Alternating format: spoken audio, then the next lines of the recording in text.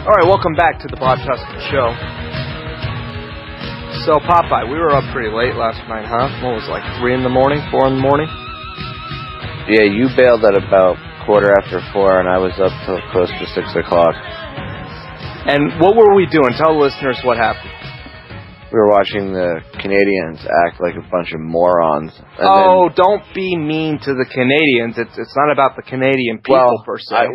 Let me rephrase that. Not the entire Canadian people, just the people that were in Vancouver for the Stanley Cup. And you know what? Honestly, from going through all the witness statements and from what we watched last night, it wasn't really hockey fans. There were a couple hockey fans that were causing, that maybe got caught up in it, but the people that were really causing the major damage weren't even hockey fans. But there was a big What were riot.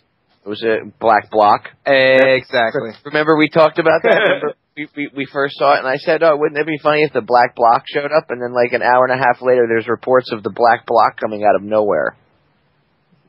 Yep. Problem, reaction, solution. There you go. Agent Provocateur reports early on with the whole mess, and even the Canadian television reported that it was only a small handful of people.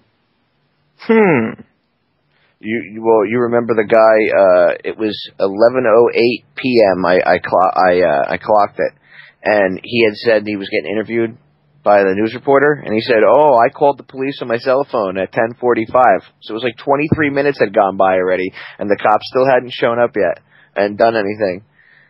And he was like, I don't understand why the police haven't shown up and, done anything and tried to stop what's going on. I've called them, and then I come to find out today that a mainstream reporter in Canada even said the same thing, that it was a joke, that the police, sat around for 45 minutes and let things get out of hand. They could have squashed it when it was smaller, and they didn't. And that's the same thing that went on at the G20. There was, there were peaceful people, and then all of a sudden the black bloc showed up, and that's when the cars started getting flipped over and caught on fire. And I'm not saying that the black bloc was responsible for everything that happened. There was a lot of craziness and drunkenness. They closed the liquor stores super early yesterday, so that everybody was going in there and buying excess amounts of liquor. And what happens. They don't want to carry it around, so they drink it all, and they get really drunk. And I don't have to tell you what happens when you take thousands of people that are drunk and put them in an area together. Well, it's very dangerous, and that's why they allow alcohol to be legal and prevalent, and they promote it because it only feeds to the chaos, and they love the chaos, whoever they may be. Of course, they wanted this to be a show of force. They wanted to show that Vancouver is able to deal with this sort of stuff so that they could increase the budget, so that they can have trillions of dollars go into their martial law type police state when things really do hit the fan. That's what it's all about. Imagine if people are rioting, supposedly, and there was quite a bit of people rioting. If people are rioting over a hockey game, imagine what they're going to do when they're hungry and they don't have food in their stomach. Oh yeah, dude, it's very telling. These are Canadians that are supposed to be, and like I have a lot of Canadian friends, and they'll say, we're not so John Wayne-ish like you Americans. We're not so, we're not so, quick to get in someone's face or beat them up as you Americans. And yet, they were acting pretty much just like a lot of the brainwashed sports mongers here in the United States would. I mean, look what happened last year in L.A. They won. One of their basketball teams won, or whatever it was, won the game, and they went out and rioted because they had won the game. So it's actually very telling about our society. It's very telling. It's very Pavlovian of these people to act like that. They act on their tribal. That's what all that sports crap is based on. It's because they know if they didn't have that, they would be the inner fight, and the men would come out. So look how what we've become in like 200 years. We went from what we were 230 years ago, real men that didn't watch baseball or armchair quarterbacks, and now we're morons that run around and flip over cars and riot because our hockey team didn't win. Our hockey team. let's not worry about the Bilderberg Group. Let's not worry about, millions of people being killed worldwide in wars. Oh, no. Let's not worry about famine. Let's not worry about the Canadian genocide and the crimes of the Catholic Church in Canada. Kevin Annett, of course, from Vancouver, has talked a lot about that stuff. Rather than support Kevin Annett's case with the Canadian genocide, let's write about hockey, right? Because that's what people are brainwashed into. Well, that's important, Bob. And it's all about that divide and conquer, that team versus the other team. It's one big fancy analogy for war. Mark, your take on all this madness. It's truly unbelievable that this is what people have to worry about in their lives, what is going on in the world.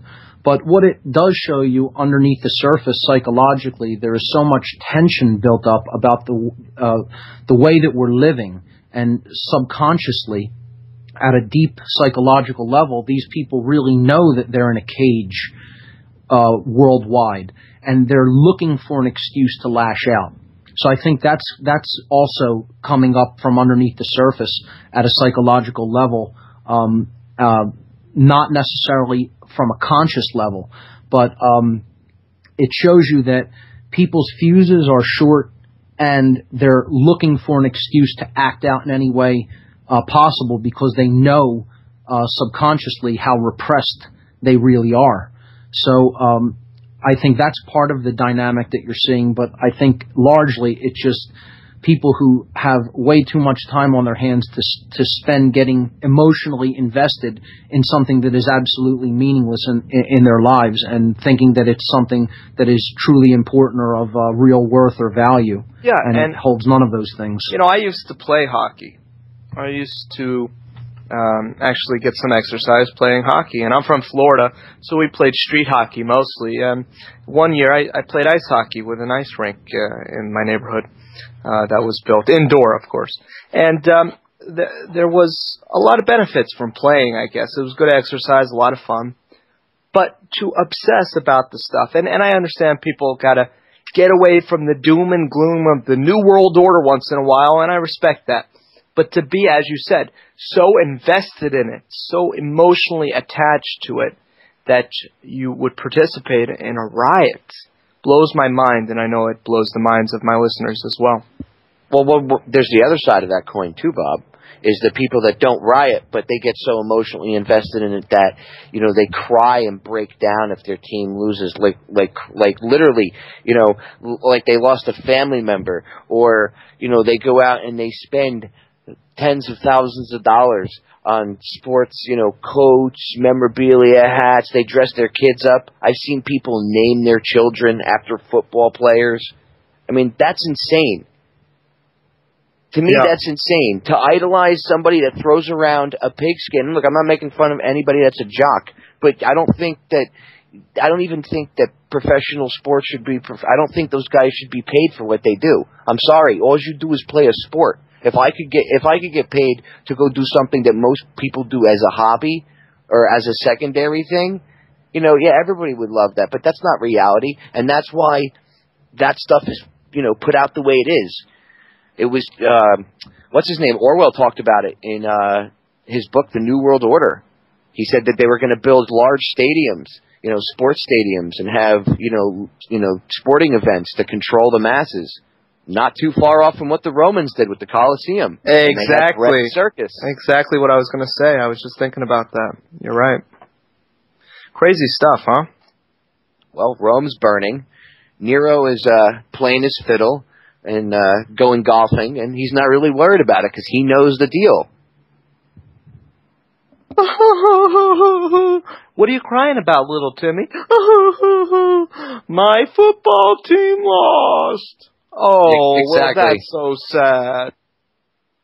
Yeah, it's so sad that the football team lost or the hockey team lost, but it's not sad that, we have thousands and thousands of people every day losing their homes unjustly, because millions of people going without food.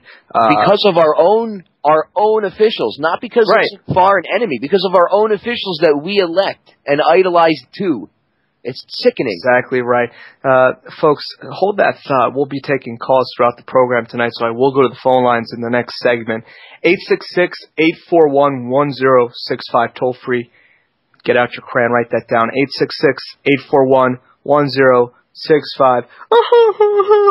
This is the Bob Tuskin Show. What are you crying about, Bob?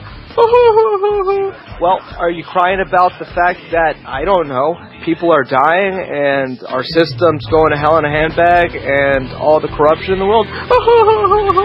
No, I'm crying about fluff propaganda and Anthony Weiner resigning. Anyways, we'll pick that up and so much more. Visit our sponsor, BitcoinExchange.cc. This is the Bob Tuskin Show. We'll be right back.